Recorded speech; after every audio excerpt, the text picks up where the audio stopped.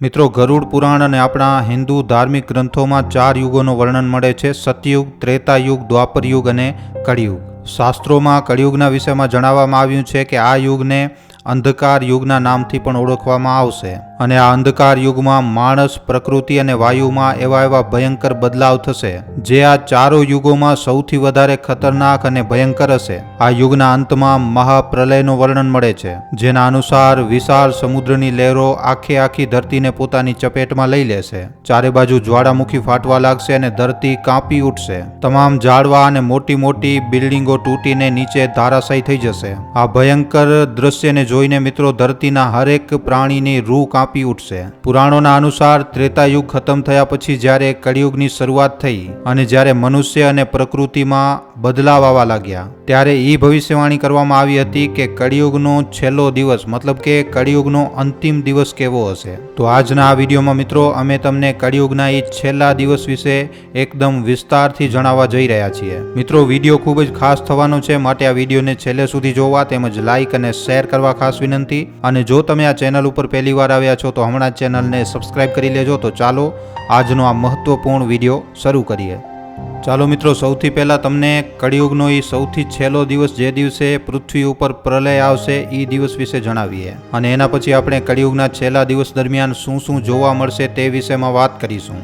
કળિયુગના અંતિમ દિવસમાં પૃથ્વીનું જલમગ્ન થવું એ ખૂબ જ ભયંકર દૃશ્ય હશે. જ્યારે આ સમય આવશે ત્યારે ચારે બાજુ પ્રકૃતિ એકદમ કહેર બનીને તૂટશે. માણસો અને પ્રકૃતિનો અસહનીય રૂપ જોવા મળશે. પૃથ્વી ઉપર ભયંકર પૂર, ભૂકંપ અને જ્વાળામુખી ફાટવા જેવી ઘણી બધી વિનાશકારી ઘટનાઓ એક પછી એક ઘટવા લાગશે. કળિયુગનો છેલ્લો દિવસ પણ એક સામાન્ય દિવસની જેમ જ ચાલુ થશે, પણ અચાનક જ અવકાશમાં કાળા દિબાંગ વાદળાઓ ઘેરાઈ જશે. અચાનક બધી જગ્યાએ ખૂબ જ ભયંકર વરસાદ ચાલુ થઈ જશે. લગાતાર પડી રહેલી વરસાદના લીધે જોતા બધી નદીઓ એકદમ ઉફાન ઉપર આવી જશે. સમુદ્ર અને નદીઓનો જળસ્તર અચાનક જ વધવા લાગશે. સૌથી પહેલા તેજ વરસાદ અને ગ્લેશિયરના ઓગળવાના લીધે મોટી નદીઓમાં ભયંકર પૂર આવશે અને નદીઓ અને સમુદ્રનો પાણી ગામો અને શહેરો બાજુ ખૂબ જ ઝડપથી વહેવા લાગશે. જોતા તમામ શહેરો અને ગામો પાણીમાં જલમગ્ન થઈ જશે. લોકો પોતાના ઘર મકાનોને છોડીને ઊંચી જગ્યા ઉપર ભાગવાનો પ્રયાસ કરશે, પણ આ દરમિયાન વધારે પૂરતી જગ્યાઓ ઉપર એકદમ પાણી જોવા મળશે. આના સિવાય ભૂકંપની તીવ્ર તરંગો પૃથ્વીને એકદમ દગાડી નાખશે. મોટા શહેરોની મોટી બિલ્ડિંગો જમીન ઉપર ધારાશાયી થઈ જશે અને રસ્તાઓ ઉપર દરારો પડી જશે, તિરાડો પડી જશે. જ્વાળામુખીથી નીકળતો લાવા અને એની જે રાખ હશે એ અવકાશને એકદમ ઢાંકી નાખશે અને આના કારણે ચારે બાજુ, આખી દુનિયામાં ચારે બાજુ અંધકાર છવાઈ જશે. પૃથ્વીની સપાટી ઉપર ગરમ લાવા વહેવા લાગશે અને જે જલમગ્ન થયેલા જે સ્થાન હશે તેને વધારે વિનાશકારી બનાવી નાખશે. આ સમય દરમિયાન જીવનનો સંઘર્ષ ખૂબ જ દુઃખદ અને ત્રાસદીપૂર્ણ હશે. લોકો પોતાનું જીવન બચાવવા માટે ખૂબ જ સંઘર્ષ કરશે, પણ ચારે બાજુ ગરમ લાવા અને પાણીની ચાદર વેખાયેલી પડી હશે અને આના લીધે માણસનો જીવ બચવું ખૂબ જ વધારે મુશ્કેલ હશે. જે લોકો જીવિત બચશે એ ઊંચા પહાડો અને ઊંચી જગ્યાઓ ઉપર શરણ લેશે, પણ આવી જગ્યાઓ ઉપર પણ સુરક્ષિત રહેવાની સંભાવના ખૂબ જ વધારે ઓછી હશે, કારણ કે પાણીનો જળસ્તર લગાતાર વધતો જશે અને જ્વાળામુખીની લાવા પણ ફેલાતી જશે. હવામાં ઘૂંટણ અને સળગી રહેલી આગના કારણે શ્વાસ લેવું પણ ખૂબ જ વધારે મુશ્કેલ બની જશે. પ્રલયના આ દૃશ્ય પછી ધીમે જળસ્તર ફરી એકવાર ઓછો થવા લાગશે. ધરતી ઉપર ચારે બાજુ વિનાશનો દૃશ્ય હશે. નીચે પડી ચૂકેલા ઝાડવાઓ, તૂટેલી ઇમારતો, બિલ્ડિંગો અને આની સાથે પાણીમાં વહી ચૂકેલા ઘણા બધા વાહન ધરતી ઉપર એકદમ વેખાયેલા જોવા મળશે. ચારે બાજુ ફેલાયેલા વિનાશ પછી ફરી એકવાર એક નવી સૃષ્ટિનો એક અંકુર ઉગશે. આ સમય હશે જ્યારે આ ધરતી ઉપર ધર્મ, સત્ય અને નૈતિકતાની પુનઃ સ્થાપના થશે. ભગવાન વિષ્ણુના 10મા અવતાર ભગવાન કલ્કી અધર્મનો નાશ કરી અને પુનઃ આ સૃષ્ટિ ઉપર ધર્મની સ્થાપના કરશે. પૃથ્વીનું જલમગ્ન થવું એ ખૂબ જ ભયંકર ઘટના હશે, જે જૂના યુગનો અંત અને એક નવા યુગની શરૂઆત હશે. આ વિનાશકારી ઘટના પછી ધરતી ઉપર એક નવો યુગ આવશે, જે શાંતિ, સદભાવ અને ધર્મનું પ્રતીક હશે.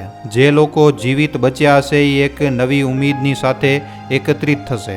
નવી સૃષ્ટિનો આરંભ થશે જ્યાં ધર્મ, સત્ય અને નૈતિકતાનું શાસન હશે. આ એક નવી શરૂઆત હશે, એક નવો યુગ, સતયુગ, જે શાંતિ, સદભાવના અને ધર્મનો પ્રતીક હશે.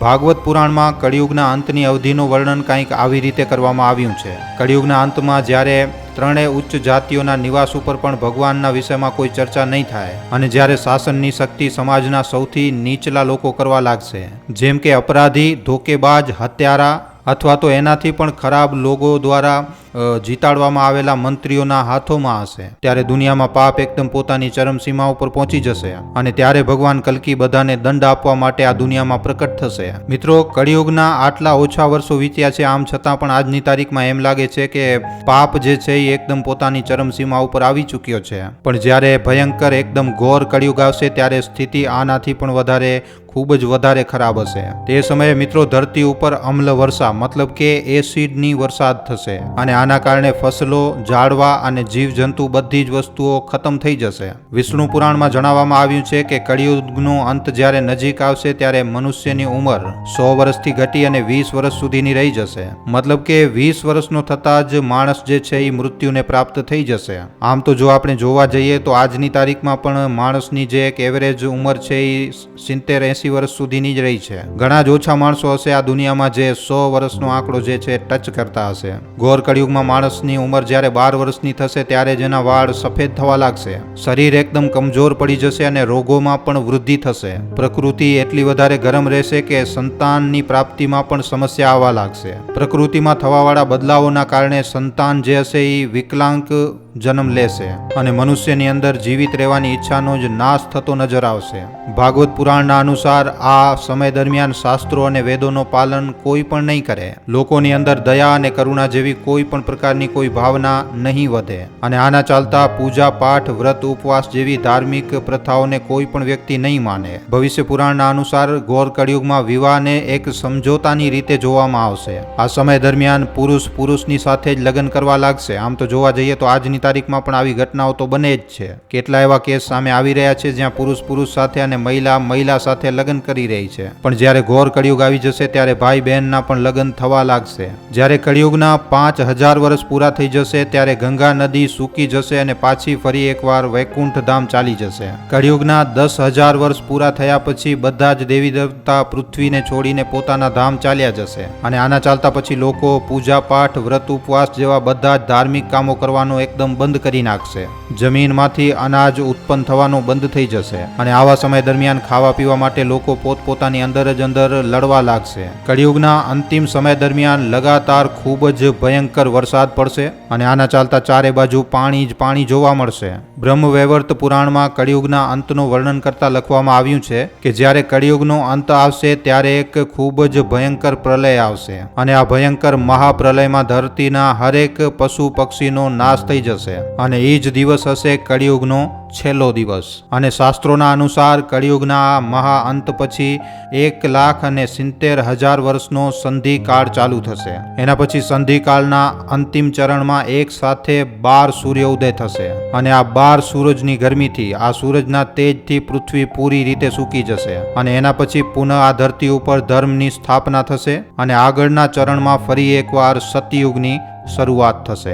શાસ્ત્રોના અનુસાર અધર્મનો નાશ કરવા માટે ભગવાન વિષ્ણુ પોતાના 10મા અવતાર મતલબ કે કલ્કી અવતારના રૂપમાં જન્મ લેશે અને ભગવાન કલ્કી જ આ દુનિયામાંથી અધર્મનો નાશ કરી અને ફરી એકવાર ધર્મની સ્થાપના કરશે. તો મિત્રો, આજના આ વિડીયોમાં આપેલી ઘોર કળિયુગની માહિતી ઉપર તમારા શું અભિપ્રાય છે અમને નીચે કોમેન્ટ સેક્શનમાં લખીને જણાવવા ખાસ વિનંતી.